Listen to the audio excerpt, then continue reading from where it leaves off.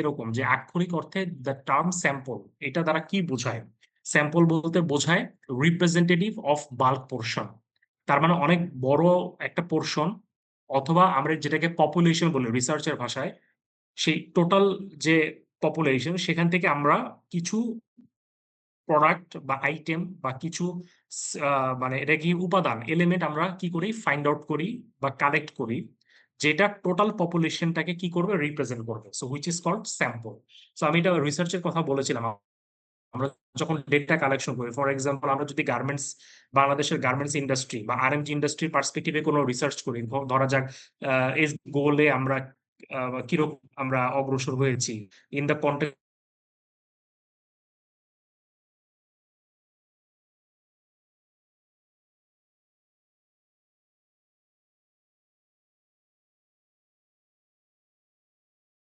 এটা সম্ভব হয় না। তো সেক্ষেত্রে আমরা যেটা করি, হয়তো একটা মিনিমাম একটা রেঞ্জ থাকে, তো 10%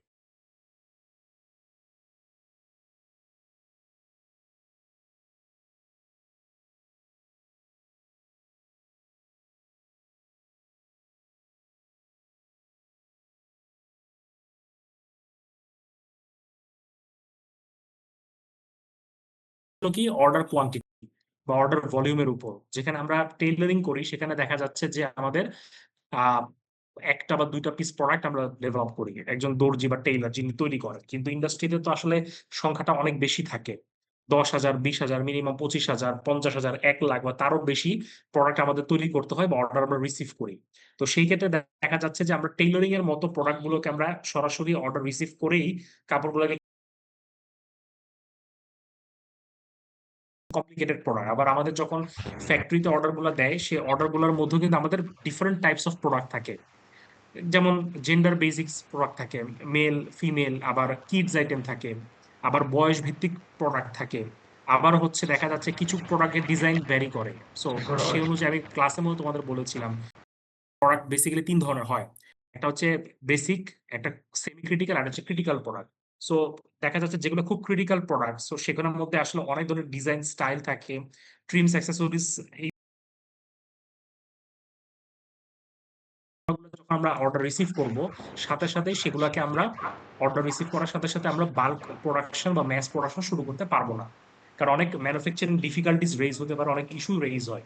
রাদার আমরা যে কি করব, আমরা প্যাটার্ন গুলোকে যখন ডেভেলপ করলাম, উক্ত ডেভেলপ প্যাটার্ন দিয়ে আমরা কি করব, কিছু স্যাম্পল গার্মেন্টস আমরা তৈরি করব, এবং উক্ত ডেভেলপড স্যাম্পল গার্মেন্টস গুলো আমরা বাইরের কাছে পাঠাবো, যেন বাইরে সেগুলোকে যাচাই বাছাই করে বা স্ক্রুটিনি করে, এবং সে সেখানে তার রিকোয়ার্ড কমেন্টস বা ফিডব্যাকটা আমাদেরকে সেন্ড করবে। তো এই যে ফিডব্যাক বা কি বলা হয় কমেন্ট আমাদের সেন্ড করলো, সেই অনুযায়ী আমাদেরকে কাজ করতে হবে, কারেকশন করতে হবে, রেকটিফিকেশন করতে হবে, এবং এই প্রসেসটা লুপ আকারে আমাদের চলতেই থাকবে। যখন আমাদের বায়ার অ্যাপ্রুভালটা দিয়ে দিবে, দেন আমাদের কিন্তু পারমিশনটা পেয়ে যাব যে না, বায়ার অ্যাপ্রুভাল দিয়ে দিয়েছে, so sealed by the buyers or approved by the buyers, then we will have the right or eligibility to start the bulk production. That is the basic function of sample apparel making, যেটা আমরা ফ্লোচার্টে আলোচনা করেছিলাম, এবং এখানে এই কথাগুলোই বলা হয়েছে। তো আমরা যদি একটু পড়ার চেষ্টা করি যে কি বলেছে। In the textile and apparel industry, merchandisers have predominantly significant role owing to the exhaustive nature of the product range. Merchandising activity coordinates different departments in the garments industry. তো এখানে আসলে দেখা যাচ্ছে যে এই আমাদের যে টেক প্যাক অ্যানালাইসিস থেকে আমাদের প্রোডাক্ট ডেভেলপমেন্ট বা স্যাম্পল, এখানে কিন্তু মার্চেন্ডাইজাররা আসলে কি রোলটা প্লে করে। The merchandiser should provide proper instruction to the junior merchandiser about the product style, and hence he or she could assist the sample coordinators to prepare the development samples from the sampling department. So দেখা যাচ্ছে মার্চেন্ডাইজারদেরকে আসলে অনেকগুলো ডিপার্টমেন্টের সাথে আমাদের তাদের কি করতে হবে, কোঅর্ডিনেশন রাখতে হবে। So it's A team work, but এবং সে হয়তো তার জুনিয়র যারা হবে তাদেরকে সে কি করবে, তাদেরকে সে ইনস্ট্রাকশন দিবে যেন প্রপারলি এই প্রোডাক্টগুলোকে তারা তৈরি করতে পারে। সো এই বিষয়গুলো আমাদের এখানে বলা হচ্ছে। তো এখন এরপরে যেটা বলা হচ্ছে যে garment samples are inevitably important are develop tested before the starting of the bulk production. যেটা আমি বললাম যে এটা খুব ইম্পর্টেন্ট, ইনএভিটেবল, এটা আসলে মানে করতেই হবে, এবং এটাকে টেস্ট বা বিভিন্ন কোয়ালিটি ইস্যুস এই বিষয়গুলোর মধ্য দিয়ে আমাদের যেতে হবে before starting the bulk production. It means making a sample of the garments or fabric which requires to be sold. Sampling is one of the main process in garments industry and it has a vital role in attracting the buyers. দেখো বায়ারদেরকে attract করার জন্য কিন্তু স্যাম্পলটা দরকার। যেমন কিছুদিন আগে তোমার news দেখেছো কিনা, যেমন সম্ভবত চায়নাতে আমি দেখলাম যে একটা ফেয়ার হচ্ছিল এবং সেখানে প্রায় $400 মিলিয়ন অর্ডার রিসিভ করেছে বিভিন্ন কোম্পানি। তোমরা হয়তো যদি পত্রিকা পড়ো তাহলে দেখে থাকবে, প্রথম আলোতে রিপোর্টটা এসেছিল। তো আমি কিন্তু তোমাদের ক্লাসে কিন্তু বলেছিলাম যে আমাদের এই যে অর্ডারগুলো কিভাবে হয়। তো বেসিক্যালি তো বায়ার টু বায়ার, বায়ারের সাথে ম্যানুফ্যাকচারার কমিউনিকেট করেন। আবার অনেক সময় যেটা হয় বাইং হাউসের মাধ্যমে কমিউনিকেশনটা হয়, এই তোমার ক্লাসে বলেছিলাম যে থার্ড পার্টি বা মিডল ম্যানেজমেন্ট হিসেবে কাজ করে। আবার অনেক ক্ষেত্রে দেখা যাচ্ছে যে সরাসরি বায়ার কি করতে পারে, অর্ডারটা নিয়ে আসতে পারে, তাদের মধ্যে কমিউনিকেশনটা হয়। এখন এই জিনিসটা এখন আসলে অবসোলেট হয়ে গেছে, সরাসরি তো হয় না, বাট কিছু কিছু ক্ষেত্রে যারা ফ্যাক্টরি ওনার থাকে তাদের কিছু রিপ্রেজেন্টেটিভ এরা হচ্ছে বিভিন্ন কোথায় যায়, এই যে ফেয়ার গুলোতে হয় বা এক্সিবিশন হয় বা এক্সপো গুলোতে যায়। তো সেখানে কিন্তু তারা তাদের প্রোডাক্টগুলোকে ডিসপ্লে করে বা তাদের প্রোডাক্টগুলোকে রিপ্রেজেন্ট করে। তো সেখানে কিন্তু আবার বিভিন্ন বায়ারদের রিপ্রেজেন্টেটিভরা আসে। সো তাদের যদি এই প্রোডাক্টগুলোকে দেখে ভালো লাগে, তারাও কিন্তু সেখানে অর্ডারগুলো সেখানে কিন্তু অনেক সময় দিয়ে যায়। সো বায়ারদেরকে অ্যাট্রাক্ট করার জন্য কিন্তু আমাদের এই স্যাম্পল মেকিং প্রসেসটাও কিন্তু আমাদের অনেক সময় এক্সিকিউট করতে হয়। এবং এই জন্য আমি ক্লাসে এটাও বলেছিলাম তোমাদের যে আসলে মার্কেটিং ডিপার্টমেন্টটা আসলে আমাদের গার্মেন্টস এর জন্য খুব বেশি ফিজিবল না বা খুব বেশি অ্যাপ্লিকেবল না। কারণ যেটা রুট লেভেলে কনজিউমারদের কাছে প্রোডাক্টগুলোকে পৌঁছায়, সেখানে কিন্তু মার্কেটিং টিম বা মার্কেটিং ডিপার্টমেন্টের অনেক বড় রোল প্লে করতে হয়। কিন্তু এখানে আসলে আমাদের যেহেতু কনজিউমারদের সাথে সরাসরি প্রোডাক্টগুলোকে আমাদের এক্সচেঞ্জ হয় না, তো সেই ক্ষেত্রে আসলে মার্কেটিং এর রোলটা খুব কম। তো এই জন্য ম্যাক্সিমাম তোমরা ফ্যাক্টরিতে দেখবা যে আসলে মার্কেটিং স্পেসিফিক ডিপার্টমেন্টের কোনো কাজ নাই বা আসলে মার্কেটিং ডিপার্টমেন্ট এক্সিস্টই করে না। সো এনিওয়েজ, বিকজ এখন বলতে the buyers generally places the order after they satisfied with the quality of the sample. স্যাম্পলের কোয়ালিটিকে অনেক সময় তারা যদি দেখে যে স্যাটিসফ্যাক্টরি, দেন কিন্তু তারা অর্ডারটা প্লেস করে। The samples decide the ability of an exporter. একজন এক্সপোর্টারের মানে তার সক্ষমতাকেও প্রকাশ করে হচ্ছে আমাদের sample. So it is essential that the sample should be innovative and optimum quality. So these are the introductory words. So এখন আমরা আসি what is sample and sampling. So স্যাম্পলটা ব্যাপারটা এরকম যে is the prototype or model of the garment, এটা একটা prototype আমরা বলতে পারি। আপন what the buyers can decide on how and weather to confirm order or not. That means এই স্যাম্পলের উপর বেস করে কিন্তু বায়ার ডিসাইড করবে যে আসলে অর্ডারটা দিব কি দিব না।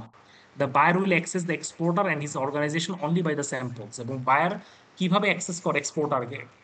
শুধুমাত্র স্যাম্পলের মাধ্যমে। তাদের মধ্যে কমিউনিকেশন যে ব্রিজ, এই ব্রিজটা কিন্তু আসলে স্যাম্পলের মাধ্যমে তাদের মধ্যে কমিউনিকেশনটা হয়। সো এই কথাটাই বলা হচ্ছে। এবং বলা হচ্ছে যে যদি স্যাম্পল, আহ একটা টেক্সট দেখতে পাচ্ছি,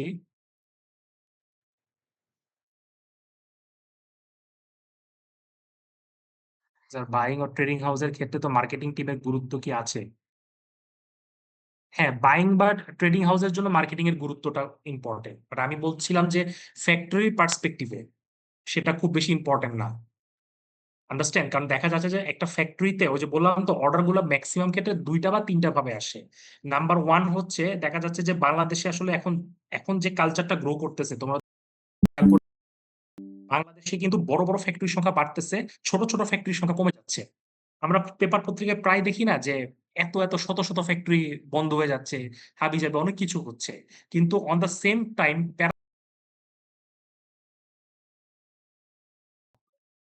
না রেকর্ড দরকার নাই, রেকর্ড কি দরকার আছে? হ্যালো?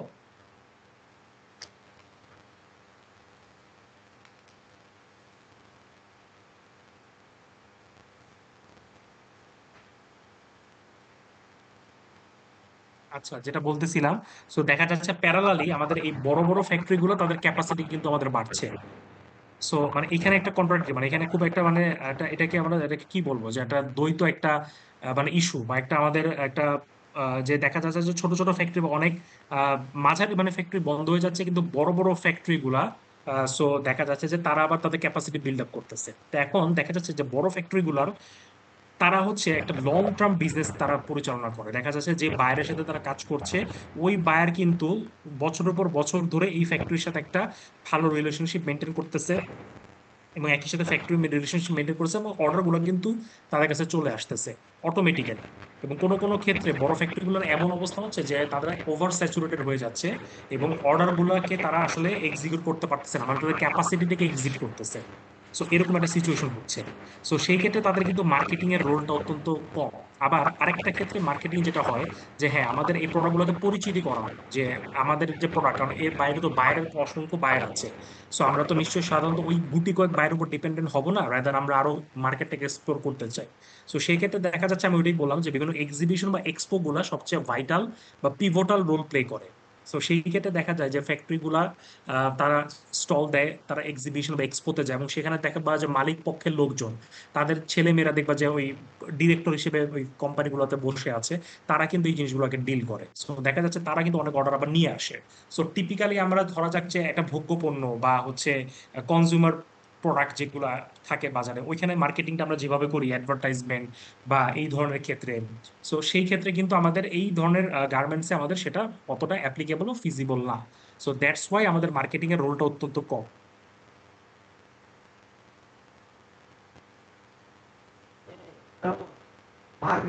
এখন বড় ফ্যাক্টরি গুলোর মার্কেটিং টিম সামনে লাগতে পারে, বাট আসলে ও যেটা বললাম যে যেহেতু তারা আসলে ওই মালিক পক্ষের ডিল গুলা করে, সো এবং তাদের আসলে ওই একটা বায়ারদের সাথে খুব সুসম্পর্ক থাকে, তবে আমার ধারণা মার্কেটিং টিম গ্রো করার চান্সটা কম। রেদার ট্রিমস বা অ্যাক্সেসরিজ, ডাইং, এই এই জিনিসগুলো মার্কেটিংটা সবচেয়ে ইম্পর্টেন্ট। এবং বাংলাদেশে দেখবা যে আমাদের দেশে মার্কেটিং টিম মূলত কাজ করে ফ্যাব্রিক মার্কেটিং বা ডাইস কেমিক্যাল মার্কেটিং বা ট্রিমস এন্ড অ্যাক্সেসরিজ যে মার্কেটিং যারা আছে, এরা কিন্তু মার্কেটিং এর মানে টিম হিসেবে তারা কাজ করে বেসিকলি। কিন্তু একটা গার্মেন্টস এর ক্ষেত্রে বা ফ্যাক্টরি পার্সপেক্টিভে আসলে আমার ধারণা মার্কেটিং এর স্কোপটা কমই থাকবে, এটা আমার assumption, but I might be wrong. Anyways, so এটা হচ্ছে সেই ইস্যুগুলো। তো এখন আমরা যেটা আসি যে তাহলে স্যাম্পলটা হতে হবে কি একটা রিজনেবল প্রাইসের মধ্যে, একটা গুড কোয়ালিটি, এবং আহ, যদি তৈরি করতে পারো বা ডেফিনেটলি তোমার দিকে অ্যাট্রাক্ট হবে এবং অর্ডারটা প্লেস করবে। এখন বলা হচ্ছে the purpose of the sampling is not only two get the bulk orders. দেখো আমরা কিন্তু যে বারবার বলতেছি যে বাল্ক অর্ডারটা কি বলা হয় রিসিভ করার জন্য বা এই বিষয়গুলো, বাট অ্যাপার্ট ফ্রম দোজ আরো কিছু অ্যাডিশনাল বেনিফিট আমাদেরকে দিচ্ছে। সেই বেনিফিট গুলো কিরকম, ফর এক্সাম্পল এখানে লেখো দেখাই আছে যে by doing sampling the exporters can estimate the yarn consumption for developing the fabric, clear idea on costing moreover the manufacturing difficulties. আচ্ছা, সো দেখা যাচ্ছে তাহলে আমার কি পরিমাণ কনজাম্পশন এবং কস্টিং হচ্ছে এই বিষয়টা কিন্তু আমরা ফাইন্ড আউট করতে পারি স্যাম্পলিং এর মাধ্যমে। আমরা যখন ক্লাসের মধ্যে পড়েছিলাম রোলস এন্ড রেসপন্সিবিলিটি মার্চেন্ডাইজার, সেখানে কিন্তু বলেছিলাম একজন মার্চেন্টের অন্যতম গুরুত্বপূর্ণ দায়িত্ব হচ্ছে কনজাম্পশন এবং কস্টিং ফাইন্ড আউট করা। কনজাম্পশন বলতে আমরা কি বুঝিয়েছিলাম? কনজাম্পশন বলতে আমরা বুঝিয়েছিলাম একটা প্রোডাক্ট তৈরি করার জন্য কি পরিমাণ কাঁচামাল দরকার। তাহলে সেটা বের করতে পারলে আমরা টোটাল অর্ডারের জন্য সর্বমোট কতটুকু কাঁচামাল, গ্র্যান্ড টোটালটা আমরা বের করতে পারছি। ধরা যাক একটা বেসিক শার্ট তুমি তৈরি করবা, তাহলে একটা বেসিক শার্ট তৈরি করার জন্য আমার কত গজ কাপড় লাগে, এইটা তুমি তো স্যাম্পল ডেভেলপ না করলে ফাইন্ড আউট করতে পারছো না। তাহলে তোমার একটা শার্ট তৈরি করতে কতটুকু কাপড় লাগে এটা যদি তুমি বের করতে পারো, তাহলে তোমার টোটাল অর্ডার কোয়ান্টিটি কত সেটা তুমি ইজিলি কিন্তু বের করতে পারবা। সো ব্যাপারটা এরকম। সো আমরা আবার যখন নিটিং এর কথা চিন্তা করি, নিটিং এ তো তোর গজ কাপড় না, তোমরা জানো মনে হয় যে ওভেন ফেব্রিকের কনজাম্পশনটা ফাইন্ড আউট করা হয় দৈর্ঘ্যের ইউনিটে, মানে ফিট, মিটার বা গজ, ইয়ার্ডে। কিন্তু নিট ফেব্রিক কনজাম্পশনটা কিন্তু বের করা হয় ওয়েট বা ভরের ভিত্তিতে, মানে কেজি বা পাউন্ড বা আউন্স এরকম। তো একটা নিট কাপড়, একটা নিট টি শার্ট তৈরি করতে কত কেজি সুতা লাগে বা কত পাউন্ড সুতা লাগে ওটা তোমাকে বের করতে হবে। তাহলে সেই ক্ষেত্রে আমার কি পরিমাণ ইয়ার্ড কনজাম্পশন হবে এটা আমি ফাইন্ড আউট করতে পারি from the total order quantity. So এইটা একটা গেল। আর কনজাম্পশন যদি তুমি বের করতে পারো, সেখান থেকে কস্টিংটা তোমার বের করা পসিবল হয়। কারণ তুমি জানো যে মার্কেটে সুতার প্রাইস কত, তোমাকে জানতে হবে অ্যাজ এ মার্চেন্ট। তোমাকে কিন্তু প্রত্যেকটা র ম্যাটেরিয়ালস জানতে হবে, ডাইস কেমিক্যালের প্রাইস কত হয়, তোমার সুতার দাম কত হচ্ছে, ট্রিমস এন্ড অ্যাক্সেসরিজ এর র মেটেরিয়াল মানে কি বলা হয় প্রাইস কত। সো এই বিষয়গুলো যদি তোমার জানা থাকে, তাহলে একটা প্রোডাক্ট তৈরি করার জন্য যত কাঁচামাল দরকার হয় এটা কিন্তু টেক প্যাকে মেনশন করা থাকে। So after analyzing the tech pack, তুমি যখন স্যাম্পলটা বানাতে যাবে তখন তুমি ফাইন্ড আউট করতে পারবা যে আসলে কি পরিমাণ র মেটেরিয়াল লাগছে। আমার হয়তো একটা পোলো শার্ট তৈরি করতে 2 পিস বাটন লাগছে, তাহলে বাটনের প্রাইস কত, ইউনিট প্রাইস কত। বা এটা তো আসলে হ্যাঁ মানে গ্রেড গ্রসে আসলে বাটনটা হিসাব করা হয়। সো সম্ভবত এক গ্রেড গ্রোস হচ্ছে 1728 পিস, কারণ বাটন অনেক বেশি লাগে তো এই জন্য আমরা 1 2 পিস না করে 1728 দ্বারা ভাগ দেওয়া হয়। সো এই বিষয়গুলো আসলে মূলত এখানে ফোকাস করা হয়। সো তারপরে এখানে গেল বাটনের কথা, সুইং থ্রেড কতটুকু লাগছে একটা কাপড় সেলাই করার জন্য। সো সুইং থ্রেডের দাম তোমার জানা থাকা লাগবে। সো এই সব কিছু প্রাইস যদি তুমি জানতে পারো, সেই ক্ষেত্রে তুমি কি করতে পারবা, টোটাল কস্টিংটা ফাইন্ড আউট করতে পারবা। সো এই বিষয়গুলো আর ম্যানুফ্যাকচারিং ডিফিকাল্টি গুলো তো আছে, যে সেলাই করতে গেলে অনেক সময় দেখা যাচ্ছে যে সুতা বা কাপড়ের সাথে এখানে একটা সিনক্রোনাইজেশনের ব্যাপার চলে আসে। মেশিনে যখন তুমি কাপড়টা রানিং করতে যাবা, সো অনেক প্রবলেম হয়। বা তুমি যখন ডাইং করতে যাও সেখানে আমাদের প্রবলেম হয়, শেড ম্যাচ নাও করতে পারে। সো এরকম বিভিন্ন ইস্যুস তৈরি হয়। বা আমরা যখন কাপড়টা সেলাই করতে যাই, আমাদের হয়তো বা ফ্রন্ট পার্ট ব্যাক পার্ট এখানে কিন্তু মেজারমেন্ট জনিত প্রবলেম হয়। বা হচ্ছে যে ল্যাপেল বা এমব্রয়ডারি যে বিষয়গুলো থাকে, এই বিষয়গুলো যখন অ্যাড করা হয়, সো এগুলা কোন পজিশনে বসবে, পজিশনিংটা নিয়ে আমাদের কিছু প্রবলেম হয়। সো এই ইস্যুগুলো আসলে আমাদেরকে সলভ করার জন্য আমরা স্যাম্পল গুলা তৈরি করি। আচ্ছা, তো অবজেক্টিভ তো আমরা অলরেডি বলেই ফেললাম, আমি ব্যাখ্যা দিলাম। সো এই কথাগুলো এখানে বলা হয়েছে। তো তারপর সাম আপ যদি আমরা করি, to get the bulk orders, to eliminate the risk of making wrong purchase of the raw materials, covers garments fit checking, fabric and trims quality checking. এবং বায়ার কিন্তু এগুলো চেক করবে। যা আমরা পড়েছিলাম না, যেটা গার্মেন্টস তৈরি মূল কাঁচামাল হচ্ছে ফিনিশড ফ্যাব্রিক, বাট এর সাথে আমাদের ট্রিমস লাগে, আমাদের অ্যাক্সেসরিজ লাগে। তাহলে এই ট্রিমস বা অ্যাক্সেসরিজ গুলো আমার বায়ার যে কোয়ালিটি এনশিওর করতে চায়, সেগুলো কিন্তু আমাকে ট্রিম কার্ড তৈরি করে বাইরের কাছ থেকে অ্যাপ্রুভাল নিতে হয়। সো গার্মেন্টস এর দুই ধরনের কার্ড থাকে, একটা হচ্ছে সোয়াচ কার্ড, একটা হচ্ছে ট্রিম কার্ড। সোয়াচ কার্ড হচ্ছে ফ্যাব্রিকটা আমরা দেখি, তার শেড, টেক্সচার, হ্যান্ড ফিলটা আমরা দেখি। আর ট্রিম কার্ডে হচ্ছে আমাদের যে ট্রিমস এন্ড অ্যাক্সেসরিজ যেগুলো আছে সেগুলোর কোয়ালিটি গুলো দেখা হয়। সো সেই ক্ষেত্রে বাইরের একটা কমেন্টস থাকতে পারে, বাইরের যেটা ডিজার্ভ মানে তার যে মানে ডিমান্ড ছিল, সেটা আমরা মিট করতে পারছি কিনা। Approval, value added process and approval complete finish the garments, যেগুলো value added process, dyeing, printing, finishing থাকে অনেক সময়, বা এমব্রয়ডারি করা লাগে। সো এই বিষয়গুলো আমাদের অ্যাপ্রুভাল করা নিতে হয় to assess the quality of the final product. So final প্রোডাক্টে আমাদের বিভিন্ন টেস্টিং প্যারামিটার বা কোয়ালিটি কন্ট্রোল, এই ভ্যালুগুলো কিন্তু আমাদের চেক করতে হয়। সো এই বিষয়গুলো to set the standard or benchmark, standard set করা, এবং এক্সপোর্টার সে করতে পারে এবং এস্টিমেট করতে পারে, get clear idea on costing বা কনজাম্পশন নিয়ে সে একটা ক্লিয়ার আইডিয়া সে ফাইন্ড আউট করতে পারে। আচ্ছা,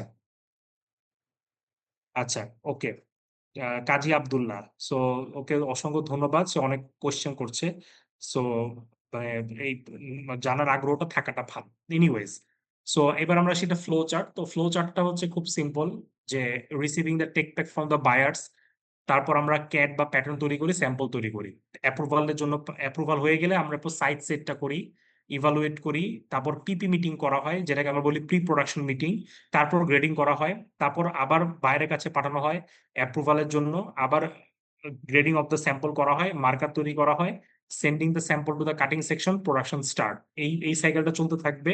যদি ফেল করে তাহলে আবার রিস্যাম্পল মেকিং, একটা ক্লোজ লুপের মতো চলতে থাকবে, আদারওয়াইজ এটা ওপেন লুপের মতোই থাকবে। সো যেটা বললাম, তো ফ্লো চার্ট এটা মুখস্থই আসলে করতে হবে, এটা আসলে তেমন ইস্যু না। তো এখন আমরা ব্রিফ ডেসক্রিপশনে যদি চলে যাই, যে ওই ফ্লো চার্টের কাজগুলোই বলা হয়েছে, যে আসলে ব্যাখ্যাটা কি, স্টেপ গুলা ব্যাখ্যা কি। যেমন প্রথম হচ্ছে টেক প্যাক রিসিভিং। সো আমরা তো অলরেডি টেক প্যাক বলেছি, যে this is the first stage of the sampling process.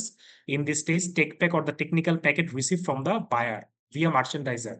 Take pack contains all the specification to produce the garment, যেটা আমরা অলরেডি কিন্তু ফ্লো চার্টে পড়ে ফেলেছি। আমাদের যে ফ্লো চার্টটা ছিল এবং সেই ফ্লো চার্টের প্রথম যে স্টেপটা ছিল, সেখানে আমরা টেক প্যাক নিয়ে ইন ডিটেল আমরা পড়েছি। সো আমরা এই বিষয়টা আমাদের আইডিয়া আছে। তারপর আসতেছে ক্যাড এন্ড প্যাটার্ন মেকিং। আচ্ছা, সো ক্যাডে আমরা করতে পারি, সাধারণত আমাদের ক্যাডেই করা হয়। আমরা দেখো, আমরা যখন লাস্ট ইয়েটা পড়লাম, সেখানে কিন্তু আমরা বলেছিলাম যে প্যাটার্নটা কয়ভাবে তৈরি করা যায়। প্যাটার্নটা দুই ভাবে তৈরি করা যায়। একটা পদ্ধতি হচ্ছে ম্যানুয়াল প্যাটার্ন মেকিং, একটা হচ্ছে computerised pattern making. Manual pattern মেকিংটা হচ্ছে আমরা ল্যাবে যেভাবে প্যাটার্নটা তৈরি করেছি, দ্যাট মিনস আমাদের প্যাটার্ন পেপার লাগবে, পেন্সিল লাগবে, স্কেল লাগবে, ইরেজার লাগবে, তারপর আমাদের টি স্কেল লাগতে পারে, কার্ভ স্কেল লাগতে পারে, এই ধরনের কিছু অ্যাক্সেসরিজ আমাদের লাগবে। সো এটা দেওয়ার পরে আমাকে সাইজ চার্টটা দেওয়া হবে, এবং সাইজ চার্টটা পাওয়ার পরে as per the size chart এবং অ্যাজ পার দ্য ইনস্ট্রাকশন আমরা বিভিন্ন পয়েন্ট গুলোকে ডেভেলপ করব। এবং প্রথমে কিছু জিওমেট্রিক্যাল শেপ নিব, লেন্থ বা উইথ নিব, right? So which is called block pattern or basic block. এরপরে হচ্ছে আমাদের গার্মেন্টস এর কনস্ট্রাকশন অনুযায়ী আমরা বিভিন্ন ডিজাইন ডিটেল বা এলিমেন্ট গুলোকে আমরা অ্যাড করে দিব, which is called working pattern or garments pattern.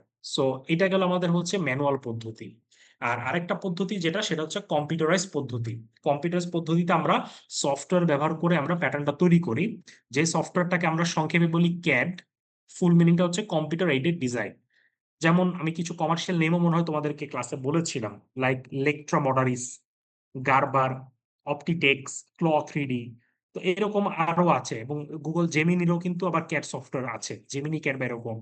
So this are the cat software. এই ক্যাট সফটওয়্যার আমরা করতে পারি কি, আমরা কি বলে ভার্চুয়ালি ডিজাইনটা আমরা প্রডিউস করতে পারি instead of pattern paper or something else. So এই আর কি। সো এটা গেল আমাদের ক্যাড এন্ড প্যাটার্ন মেকিং। তারপর হচ্ছে আমাদের স্যাম্পল মেকিং। সো স্যাম্পল আমরা তৈরি করব। সো স্যাম্পল আমাদের আলাদা ডিপার্টমেন্ট থাকে, আলাদা সেকশন থাকে। আমরা যে যখন সেকশন পড়েছিলাম গার্মেন্টসে কিন্তু 4টা সেকশন ছিল, তোমাদের নিশ্চয় মনে আছে। প্রথম সেকশনটাই ছিল আমাদের স্যাম্পল সেকশন। তার মানে স্যাম্পল সেকশনটা একটা বড় সুইং ফ্লোরের মতো। এখানে দেখবো অনেকগুলো মেশিন নিয়ে সেলাই করছে আমাদের যারা অপারেটর আছে তারা, এবং অনেকগুলো বায়ারের কাজ একসাথে চলে। কারণ নিশ্চিত একটা বাইরে একটা ফ্যাক্টরি এট টাইম কাজ করে না, এট টাইম অনেকগুলো বাইরের কাজ চলতে থাকে। সো ওই সেকশনে অনেকগুলো বায়ার আসলে কাজ করে। সো এইটা হচ্ছে আমাদের স্যাম্পল মেকিং। আচ্ছা, তারপর হচ্ছে আমাদের পিপি মিটিং করতে হয়। সো প্রি প্রোডাকশন মিটিং বলা হয়। So after the buyer has inspected the sample, a pre production meeting is called. In this meeting buyer or his agent, merchandiser, sample manager all remain present. They decide on how to and when to start the production. If the decision okay, then the sample really go for the final production. তাহলে final production আগে আমাদের এরকম একটা meeting করতে হয়, ওইখানে merchandiser থাকবে, আবার বাইরের লোকজনও থাকবে, প্লাস স্যাম্পল সেকশন লোকজন থাকবে, কোয়ালিটির লোকজন থাকবে, প্রোডাকশন থাকবে, আইন লোক থাকবে। সবাইকে মিলে একটা মিটিং করে তারপরে হচ্ছে আমাদের আহ কবে থেকে কিভাবে শুরু করব, মানে ওই ম্যানুফ্যাকচারিং ডিফিকাল্টিস। কারণ ম্যানুফ্যাকচারার ফর এক্সাম্পল মার্চেন্ডাইজারের সাথে কথা হচ্ছে, কিন্তু প্রোডাকশনের লোকজন কিন্তু ওই ডিফিকাল্টিস গুলো নাও জানতে পারে, নাও নোটিস করতে পারে। তো মার্চেন্ডাইজারের দায়িত্ব হচ্ছে ওই ম্যানুফ্যাকচারিং ডিফিকাল্টিস গুলা প্রোডাকশন বা সুইং সেকশনকে মেনশন করে দেওয়া, যেন কাজ করার সময় কোনো ঝামেলা না হয় আর কি। So that's why pre production meeting has to be conducted. তারপর গ্রেডিং করা হয় আমাদের বিভিন্ন সাইজের। তারপর হচ্ছে মার্কার করা হয়। আমরা তো মার্কারের নাম অলরেডি পড়েছি। সো মার্কারের ল্যাবও তোমাদের মনে হয় হয়েছে সম্ভবত। সো তো মার্কার নিয়ে তোমরা ইন ডিটেল জানো। আমরা এই প্যাটার্ন স্যাম্পলের পরে আমরা মার্কার চ্যাপ্টার আমরা শুরু করব। সো এরপর কাটিং হয় বা হাবিজাবি, কাটিং এর পর তো সেলাই হয়ে যায়। সো এই আর কি। তো এতটুকু আমরা জানলাম। এখন আমরা আসবো যে different types of sample in merchandising. Actually sample কত ধরনের হয়? স্যাম্পল আসলে অসংখ্য ধরনের হয়। এক একটা স্যাম্পল এক একটা রোল প্লে করে। সো এরকম কোনো নির্দিষ্ট নাই যে 8 ধরনের, 10 ধরনের, 12 ধরনের, but most commonly used sample গুলার নাম এখানে আমাদের উল্লেখ করা হয়েছে। সো আমরা দেখি যে প্রথমে ডেভেলপমেন্ট স্টেজে আমাদের কিছু স্যাম্পল আছে, যেমন proto sample, fit sample, side set sample, salesman বা ফটোশুট স্যাম্পল। অনেক সময় ফটোশুট আর সেলসম্যান স্যাম্পল আলাদাও হয় অনেক সময়। Pre production sample, counter sample. Okay. আবার প্রোডাকশন স্টেজ চলাকালীন সময় 2 ধরনের স্যাম্পল থাকে, একটা হচ্ছে top of production sample, shipment sample থাকে। ঠিক আছে, তো এগুলো আমরা একটু জানার চেষ্টা করি আসলে এই স্যাম্পল গুলা কি বা এগুলো কেন তৈরি করা হয়। তো প্রথমে আমাদের যে স্যাম্পলটা তৈরি করা হচ্ছে এটাকে আমরা বলছি প্রোটো স্যাম্পল। তো প্রোটো স্যাম্পলটা আসলে কি? প্রোটো স্যাম্পলটা হচ্ছে মানে একদম প্রথম স্টেজ যে স্যাম্পলটা, এই মানে এই স্যাম্পলটাকে অনেকে ডেভেলপমেন্ট স্যাম্পলও বলে, আবার অনেকে প্রোটো স্যাম্পলও বলে, আবার অনেকে প্রোটো স্যাম্পল তৈরি করার পরে ডেভেলপমেন্ট স্যাম্পলও তৈরি করে। So it is prepared according to the buyer specification. এবং এটা আসলে কি অ্যাকচুয়ালি এই স্যাম্পলটা দেখতে কেমন, হাউ ইট লুকস, মানে এই জিনিসটাকে আমরা অ্যাসেস করতে চাই। কারণ আমাদের তো আসলে যা বললাম যে আমাদের প্রেসক্রিপশনটা কিন্তু টেক প্যাকে দেয়া থাকে। মানে হচ্ছে আমার যে গার্মেন্টস এর লুক, তার কালার, তার আর্ট ওয়ার্ক বা স্কেচ, এই বিষয়গুলো দেওয়া থাকে, মেজারমেন্ট দেওয়া থাকে। কিন্তু অ্যাকচুয়ালি আমার কাজ কিন্তু অনেক কঠিন। এই ডেটাটাকে, যেটা টেক প্যাকে দেওয়া থাকে, সেটাকে ফিজিক্যাল প্রোডাক্টে কনভার্ট করা। তার মানে আমার কাগজে কলমে যে ডেটাটা দেওয়া থাকবে, ওই ডেটাটাকে আমরা একটা ফিজিক্যাল প্রোডাক্টে কিন্তু আমাদের কনভার্ট করতে হবে। So it's a very difficult, it's a daunting task. So এই কাজটা করার জন্য আমরা প্রথমে প্রোটো স্যাম্পলটা তৈরি করি, যে হাউ ইট লুকস। সো এই এই বিষয়টা। সো এইটাই হচ্ছে আমাদের প্রোটো স্যাম্পল। আর ফিট স্যাম্পল, যেটা নাম থেকে তোমরা বুঝতে পারছো, যে ফিট স্যাম্পলটা হচ্ছে ফিটিংটাকে চেক করার জন্য, মেজারমেন্ট গুলাকে মূলত এখানে ফোকাস করা হয়। যে আমার যে সাইজ চার্টটা দেয়া থাকবে স্পেক শিটে বা স্পেসিফিকেশন শিটে, as per the size chart আমি আমি স্যাম্পলটা তৈরি করতে পারছি কিনা বা ফিটিংটা ওকে হচ্ছে কিনা, এই বিষয়টা দেখা হয় ফিট স্যাম্পলের ক্ষেত্রে। যেমন তোমরা এখানে লেখা পড়লেও ইজিলি বুঝতে পারবা যে after approving the proto sample, fit sample should be made by following buyer provided measurement sheet. It can be made by using similar fabric, nearer GSM and any colour fabric in ফি। কারণ এখানে আমার হচ্ছে ফিটিংটা issue, আসলে ওগুলো কিন্তু issue না। বাইরেও এখানে আমি আরো সম্পূরক একটা তথ্য দিই, স্যাম্পল এর বাইরে আমরা স্যাম্পলকে ক্লাসিফাই করতে পারি কিভাবে। যেমন আমরা এখানে তো একটা ভাগ করলাম যে একটা হচ্ছে ডেভেলপমেন্ট স্টেজে কাজ করে, আবার কিছু আছে প্রোডাকশন স্টেজে। আরেকটা আমরা বলতে পারি যে স্যাম্পলে কি ধরনের কাঁচামাল তুমি ব্যবহার করছো তার উপর ভিত্তি করে অনেককে স্যাম্পলকে 2 ভাগে ভাগ করে। একটা ভাগ হচ্ছে অ্যাকচুয়াল স্যাম্পল, আরেকটা হচ্ছে অল অ্যাভেলেবল স্যাম্পল। আচ্ছা, অ্যাকচুয়াল স্যাম্পলটা কি তাহলে? অ্যাকচুয়াল স্যাম্পলটা হচ্ছে যেই স্যাম্পলটা আমার বায়ার তার টেক প্যাকে যেই স্পেসিফিক র ম্যাটেরিয়ালস এর কথা মেনশন করেছে হুবহু উক্ত র ম্যাটেরিয়ালস দিয়ে তৈরি করা হয়, সেটাকে বলা হয় অ্যাকচুয়াল স্যাম্পল। ওকে। আর অল অ্যাভেলেবল স্যাম্পল তাহলে কোনটা? অল অ্যাভেলেবল স্যাম্পল মানে হচ্ছে তোমার অ্যাকচুয়াল যে ফেব্রিক বা ট্রিমস বা শেড বা অ্যাক্সেসরিজ এটা না হলেও চলবে। ওই যে ফিট স্যাম্পলে যেটা বলা হচ্ছে যে সিমিলার ফেব্রিক হইতে পারে, নেয়ার জিএসএম হইতে পারে, এনি কালার বা এনি শেড হইতে পারে। সো এই ধরনের র মেটেরিয়াল দিয়ে যখন তুমি স্যাম্পলটা তৈরি করবা তখন সেটাকে আমরা বলছি ফিট, সরি মানে কি বলা হয়, অল অ্যাভেলেবল স্যাম্পল। সো কি ধরনের র মেটেরিয়াল তুমি ব্যবহার করছো তার উপর বেস করে স্যাম্পল দুই ধরনের, একটা হচ্ছে অ্যাকচুয়াল স্যাম্পল আর একটা হচ্ছে অল অ্যাভেলেবল স্যাম্পল। আচ্ছা, size set sample, size set স্যাম্পলটা কি? এটা হচ্ছে বেসিক্যালি সাইজ, যে ডিফারেন্ট সাইজ, যে আমরা যখন একটা ফিট স্যাম্পল তৈরি করি একটা নির্দিষ্ট সাইজের স্যাম্পল আমরা চেক করে থাকি। বাট আমার তো আসলে সাইজ রেশিও অনেকগুলো থাকে বা আমাদের সাইজের ভ্যারিয়েশন অনেক বেশি থাকে, তো সেই ক্ষেত্রে আমার প্রতিটা ইন্ডিভিজুয়াল সাইজের আমার কি করতে হবে, আমার স্যাম্পলটা তৈরি করতে হবে। সো এই যে আমাদের বাকি যে সাইজগুলো স্যাম্পল তৈরি করতে করা, এই স্যাম্পলটাকে আমরা বলছি কি, সাইজ সেট স্যাম্পল। আচ্ছা, এরপর আমরা আসতেছি এসএমএস। এসএমএসটা কি? Salesman sample. সেলসম্যান স্যাম্পলটা খুব নাম থেকে বোঝা যাচ্ছে যে সেলস টিম, মানে বায়ার কিন্তু এই কাজটা করবে। মানে কি বলছে দেখো, salesman sample is used by the sales team of buyer to enhance the sales of any garments. তার মানে হচ্ছে এইটা হচ্ছে মূলত বায়ার তার স্টোরে কিন্তু এই স্যাম্পল গুলাকে তারা ডিসপ্লে করে, যে দেখা যাচ্ছে যে আপকামিং উইন্টার বা ক্রিসমাস অথবা নিউ ইয়ার অথবা ব্ল্যাক ফ্রাইডে বিভিন্ন অকেশন আমাদের থাকে। সো উক্ত অকেশন গুলাতে কোন একটা নির্দিষ্ট ডিজাইন প্রোডাক্ট আসতেছে, ধরো বাংলাদেশ ঈদে আসতেছে, পয়লা বৈশাখে আসতেছে। তো যারা এই ধরনের কোম্পানি বা যে ধরনের কি বলা হয় ব্র্যান্ড, তারা কিন্তু বিজ্ঞাপন দেয় যে আপকামিং বা এই বিষয়গুলো অনেকটা এরকম। আমাদের দেশে আসলে ফ্যাশন, আমরা এতটা ফ্যাশন সচেতন না, কিন্তু যারা ওয়েস্টার্ন পিপল ওদের আর কি এই বিষয়গুলো খুব ফোকাসিং এ থাকে। সো দেখা যাচ্ছে তারা এই বিষয়টাকে মেনশন করে যে আপকামিং উইন্টার এই প্রোডাক্ট গুলো আসবে, সেগুলো হয়তো তারা বেসিকলি তাদের স্টোরে শো করে বা তাদের মার্কেটিং এর জন্য শো করা দরকার হয়। সো ওই স্যাম্পল গুলোকেই বলা হচ্ছে অ্যাকচুয়ালি এসএমএস বা সেলসম্যান স্যাম্পল। তারপরে বলা হচ্ছে, আর এখানে এখানে যেমন বলা ছিল ফটোশুট স্যাম্পল, তো ফটোশুটও one kind of salesman sample.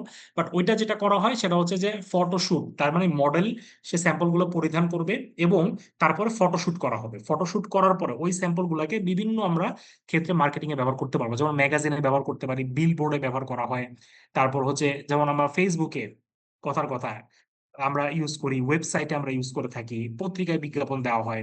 So এরকম যে বিভিন্ন জায়গার ক্ষেত্রে, এই বিভিন্ন আমাদের ক্ষেত্রে যে মার্কেটিং এর জন্য যে স্যাম্পলটা লাগে ওইটাকে আমরা বলছি ফটোশুট স্যাম্পল। আচ্ছা, এরপর আমরা এসেছি প্রি প্রোডাকশন স্যাম্পল বা পিপি স্যাম্পল। তো প্রি প্রোডাকশন স্যাম্পলটাই হচ্ছে আমাদের মূল স্যাম্পল এবং এই স্যাম্পলটা হচ্ছে অ্যাকচুয়ালি আমাদের আহ মানে main stage of the approval of the rejection, মানে এই বিষয়টাকে এনশিওর করে।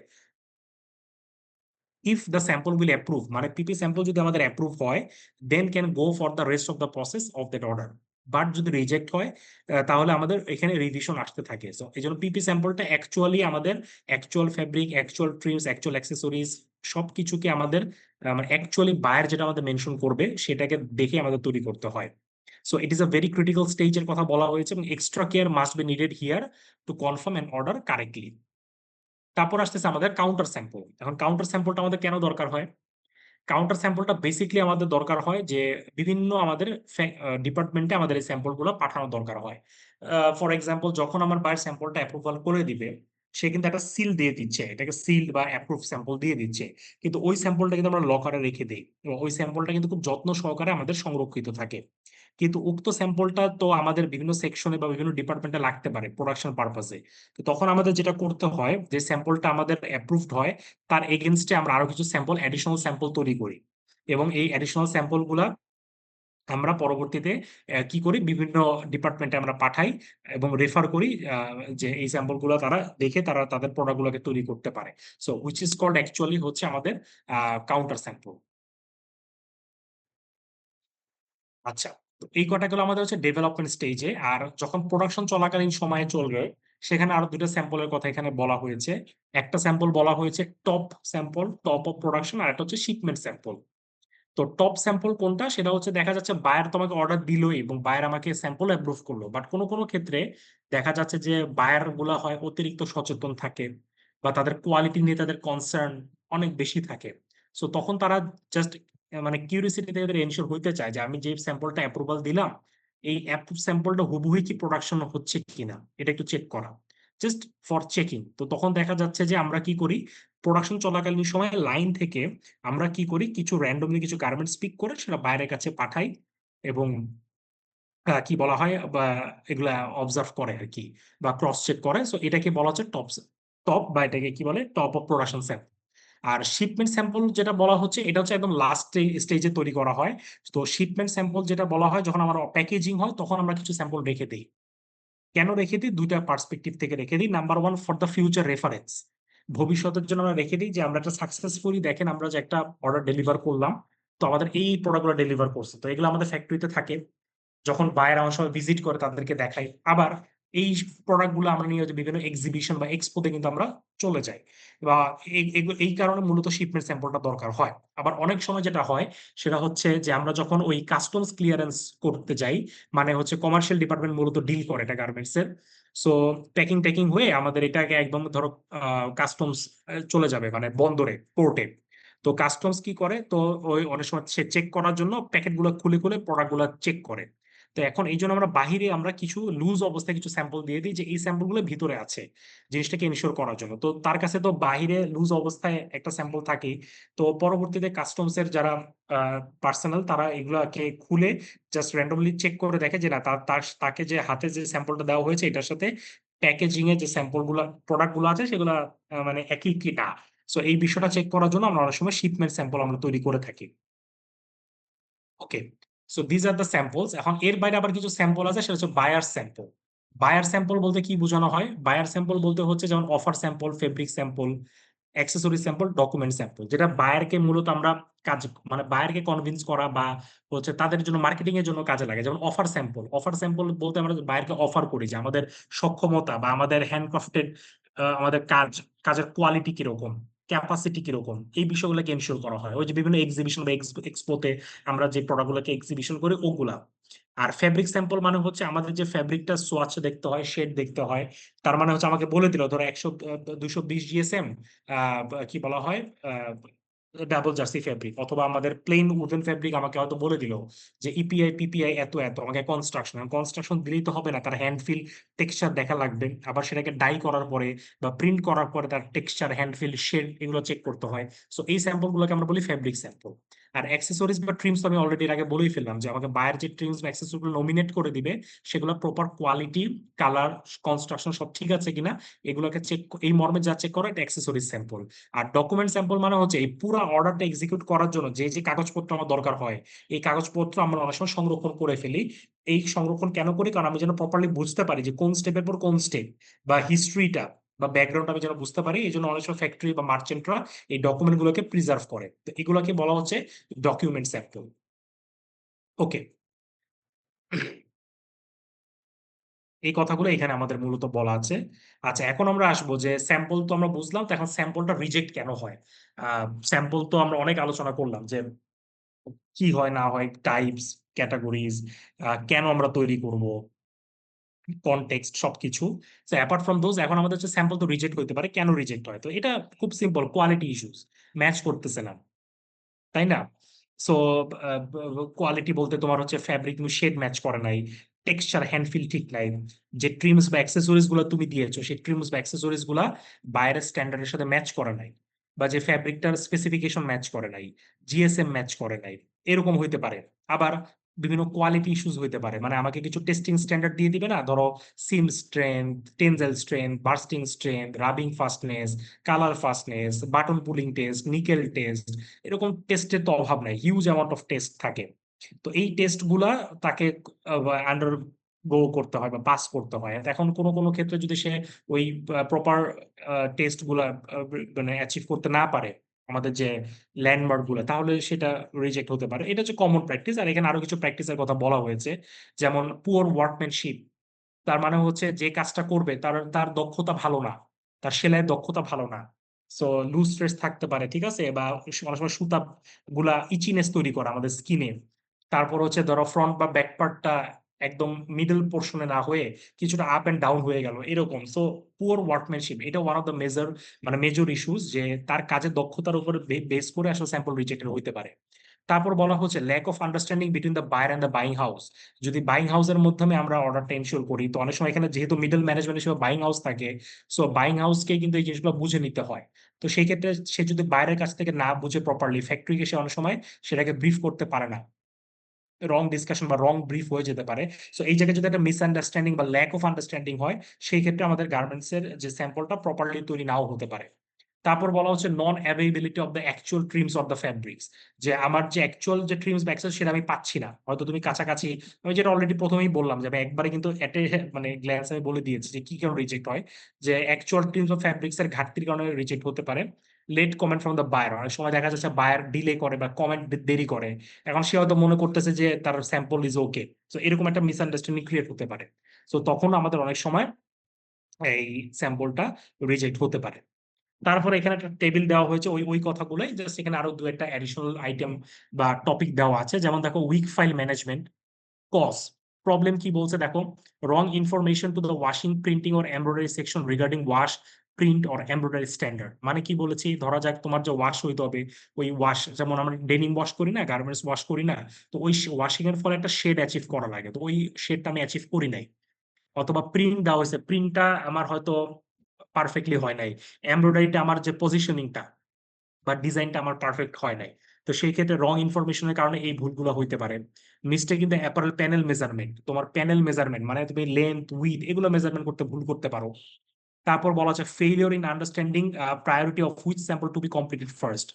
সো তুমি ডেডলাইন মিস করতে পারো, তোমার কাছে ওই যে বললাম না, এখন বলতে পারো যে অনেক মানে এটা কিভাবে সম্ভব যে আসলে এট এ টাইম তাকে অনেকগুলো বায়ার ডিল করতে হয়, অনেক স্যাম্পল তৈরি করা লাগে। সো তোমার যদি এখানে সাবমিশন ডেডলাইন তুমি ইয়ে করো, তাহলে তোমার স্যাম্পল রিজেক্ট হওয়া লাগে।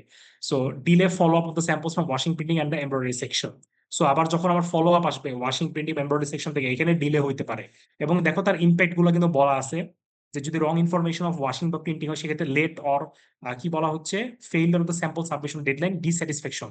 প্রত্যেকটা কিন্তু ডিস্যাটিসফ্যাকশন, বায়ার অসন্তুষ্ট হবে। তারপর যদি প্যানেল মেজারমেন্টে ঝামেলা হয় তাহলে অ্যাবসোলুট রিজেকশন, এখানে কোনো মার্সি নাই।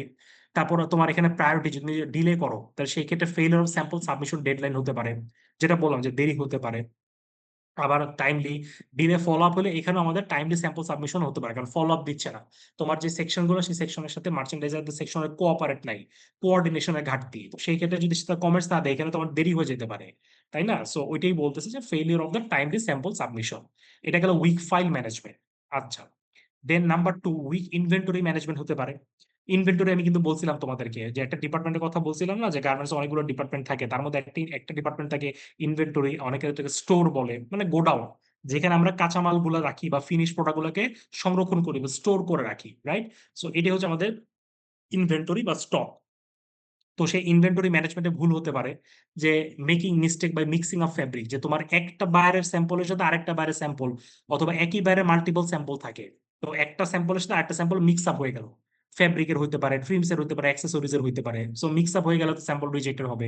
এটাও দেখো বায়ার অসন্তুষ্ট হবে, এবং failure of the sample submission deadline, rejection of the sample, যে তোমার হয়তো আবার রিওয়ার্ক করা লাগতে পারে, সো সেই জন্য তোমার ডেডলাইন মিস করতে পারো, অথবা স্যাম্পলও রিজেক্ট হইতে পারে। Wrong tagging or missing counter sample, আসলে কাউন্টার স্যাম্পল মিস হয়ে যেতে পারে।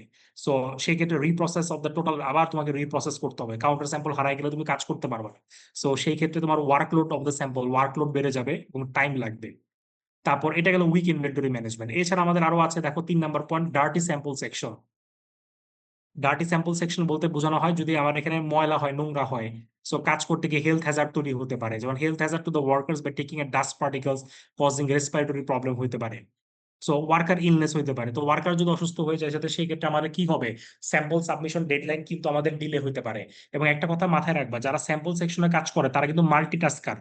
মানে আমরা কিন্তু বলেছিলাম যখন আমরা সুইং সেকশনে কাজ করি, তো ওই সুইং সেকশনে কাজ করার সময় আমাদের দেখা যাচ্ছে যে ওয়ার্কার যখন কাজ করে সে একটা পার্টিকুলার অপারেশন নিয়েই সে কাজ করে, ওর বাইরে কিন্তু সে অন্য কোনো কাজ পারে না। কিন্তু স্যাম্পল সেকশনে যে অপারেটররা কাজ করে তারা কিন্তু সব ধরনের কাজে এক্সপার্ট থাকে এবং তারা মাল্টিটাস্কিং অভ্যস্ত থাকে। সো দেখা যাচ্ছে যে একজন একটা একটা মানে একটা লোক যদি অ্যাবসেন্ট থাকে, সো একটা হিউজ আমাদের এখানে ওয়ার্কলোড তৈরি হইতে পারে বা ঝামেলা হইতে পারে।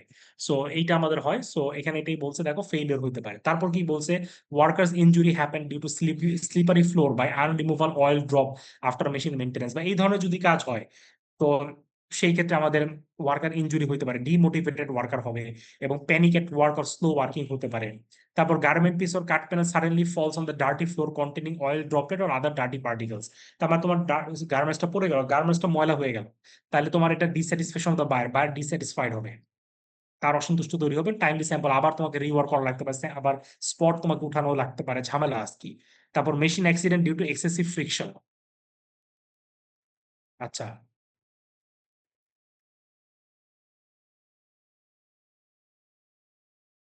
আচ্ছা, আমরা করবো, সমস্যা নাই। কাউন্টার স্যাম্পল মানে বলা হচ্ছে বেসিকলি যে আমরা যখন একটা স্যাম্পল অ্যাপ্রুভাল পাই, সেটা তো আমাদের একদম অ্যাপ্রুভ স্যাম্পল, এবং এই স্যাম্পলটা বেসিকলি আমরা স্টোর করে রাখি, খুব যত্ন সহকারে আমরা এটাকে লকারে রেখে দিই। কিন্তু আমার যখন বিভিন্ন ডিপার্টমেন্টে প্রোডাকশনে কাজ হবে, ওয়াশিং হইতে পারে, প্রিন্টিং হইতে পারে, এমব্রয়ডারি হতে পারে, সো বিভিন্ন ডিপার্টমেন্ট, সুইং সেকশন হতে পারে, প্রতিটা সেকশন আমার ওই স্যাম্পলটা লাগতে পারে। তাহলে আমি স্যাম্পলটা কি করব, তখন আমি কি করি, কাউন্টার স্যাম্পলটা যখন আমার ওকে হয়ে গেছে, সরি মানে যে স্যাম্পলটা অ্যাপ্রুভ হয়ে গেছে, ওইরকম আমরা আরো কিছু স্যাম্পল আমরা তৈরি করি এবং ওই স্যাম্পল গুলো আমরা বিভিন্ন ডিপার্টমেন্টে পাঠিয়ে দিই, which is called counter sample. আচ্ছা। সো এটা গেল আমাদের এক্সেসিভ ফ্রিকশন হতে পারে, ডিমেটিভ হাবিজাবি এগুলা। আর লাস্টেরটা বলতেছে less skilled and inexperience person, এটা তো বললাম যে যে কাজ করবে তারই দক্ষতার ঘাটতি। সো টেকনিক্যাল প্রবলেম হতে পারে, মিসম্যাচিং of the cut panel, stripe, যে স্ট্রাইপ ম্যাচ করলো না, হয়তো স্ট্রাইপ শার্ট আছে, ফ্রন্ট আর ব্যাক আমার এটা ম্যাচ করলো না, কলারের সাথে ম্যাচ করলো না, সেলাই তুমি ভুল করলা, পুয়ার সিম অ্যাসেম্বলি, আমি যে কথাগুলো বলতেছি এগুলো ভুল হইতে পারে। সো এটার কারণে sample submission or delay in quality sample submission, dissatisfaction of the buyer. আর একটা হইতে পারে limitation in the supervisory skill of the sample manager, যে স্যাম্পল ম্যানেজার তারও তো সুপারভিশনের প্রবলেম থাকতে পারে, সে ফলো আপ দিচ্ছে না, সে ওয়ার্কারদের মোটিভেট করতেছে না, সে হয়তো জিনিসগুলো ঠিক মতো বুঝতেছে না মার্চেন্ডাইজারদের কাছ থেকে। সো তার ঘাটতির জন্য কিন্তু আমাদের ডিলে হইতে পারে। সো এই জিনিসটা খুব ইম্পর্টেন্ট এবং খুব চমৎকার ভাবে ব্যাখ্যা করা আছে যে কি কি কারণে আমাদের স্যাম্পল রিজেক্ট হয়। সো এই চারটা পয়েন্ট, সিরিয়াল নং, কজ, প্রবলেমস, তার ইম্প্যাক্টটা কি এবং রেজাল্টটা কি। So the chapter has been completed. Okay, so সবাই কি ক্লিয়ার?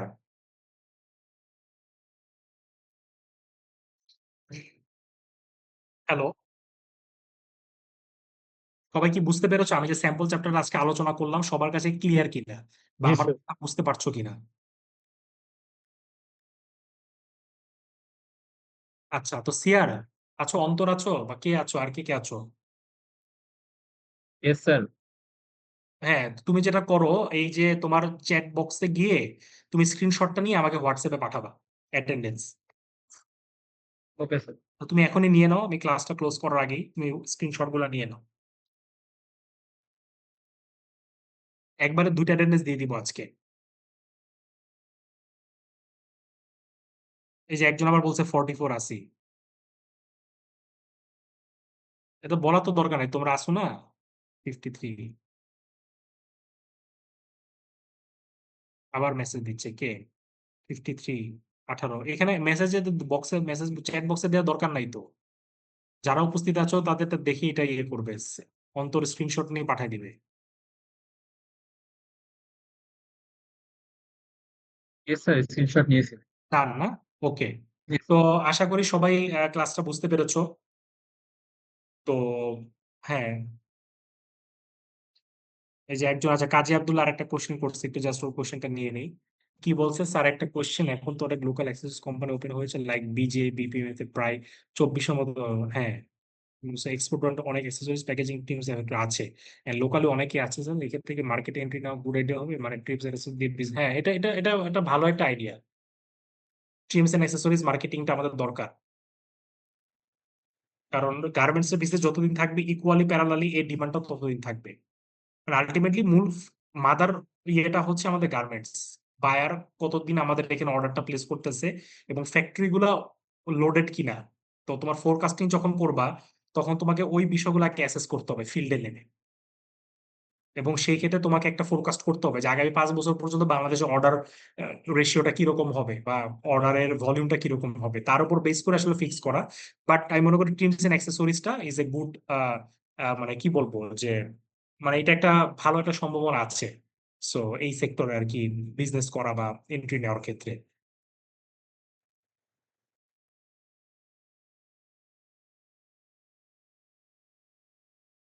হ্যাঁ, মানে সব অ্যাক্সেসরিজ না, এবং তোমাদের লোকাল ফ্যাক্টরি গুলাতেও কিন্তু আমাদের লাগে, right? So not only export oriented, আমাদের প্যাকেজিং বা অ্যাক্সেসরিজ গুলা অন্যান্য ইয়েতেও লাগে।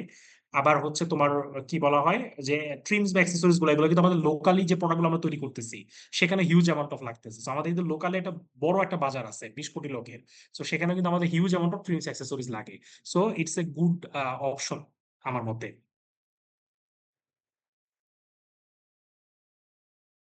যেমন আমি লাস্ট একটা প্যাকেজিং ফ্যাক্টরিতে গিয়েছিলাম, ওটা সম্ভবত মেঘনা গ্রুপ। মেঘনা গ্রুপ মানে এই মেঘনা না, মেঘনা বাইসাইকেল একটা কোম্পানি আছে, ওদের একটা প্যাকেজিং ছিল। তো ওই প্যাকেজিংটাতে কিন্তু ওরা দেখা যাচ্ছে যে গার্মেন্টসেও হচ্ছে ইয়ে দেয়, কি বলা হয়, প্যাকেজিং করে, আবার অন্যান্য ইন্ডাস্ট্রিতেও করে। সো যে কার্টুন পলি ব্যাগ এগুলা, সো এরকম বা প্যালেট যেগুলোর মধ্যে রাখে, সো এগুলা আর লোকাল ইন্ডাস্ট্রিতে অবশ্যই সার্ভ করতে পারবে। So good option. I hope you are clear.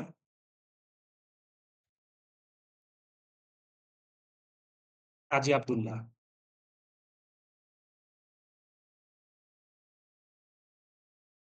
আচ্ছা,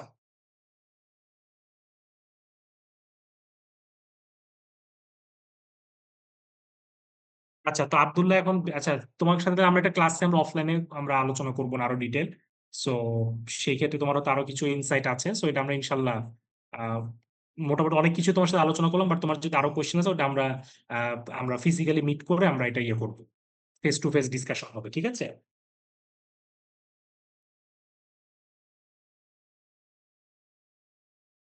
আচ্ছা, সো ঠিক আছে, তাহলে আমরা এই কি বলা হয় ক্লাসটা শেষ করবো। সবাইকে ধন্যবাদ রমজানে এই রাতের বেলা তোমরা ক্লাসে জয়েন করেছো। সো তোমাদের অসংখ্য ধন্যবাদ। শুভরাত্রি। আল্লাহ হাফিজ স্যার। ওকে।